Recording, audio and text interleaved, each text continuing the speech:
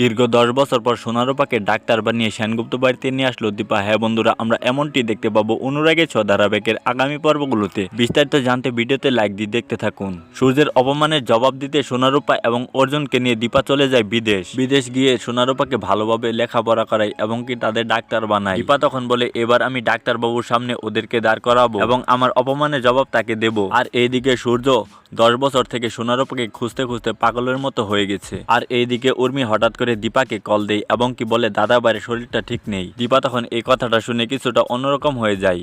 আর এদিকে সোনারূপা এই কথাটা শুনে বলে, অনেকদিন পর তাহলে আমরা আমাদের বাবার কাছে যাব। সোনারূপার কথাতে দীপা দেশে ফিরতে রাজি হয় এবং কি দেশে ফিরে সেনগুপ্ত বাড়িতে নিয়ে যায় সোনারূপাকে দেখে সূর্য তখন বলে, মা তোরা কেমন আছিস? সোনারূপা তখন বলে, তুমি আমাদেরকে চিনতে পেরেছো? সূর্য তখন বলে, তোদেরকে আমি চিনবো না? তোরা আমার মেয়ে। তো বন্ধুরা, অনুরাগের ছ গল্প যদি এভাবে এগিয়ে যায় দেখতে তোমাদের কেমন লাগবে তা অবশ্যই কমেন্টে জানিয়ে দাও তোমাদের মতামত। সেই সাথে অনুরাগের ছ সকল অগ্রিম আপডেটগুলো সবার আগে পেতে আমাদের এই চ্যানেলটিকে অবশ্যই সাবস্ক্রাইব করে নাও। ধন্যবাদ।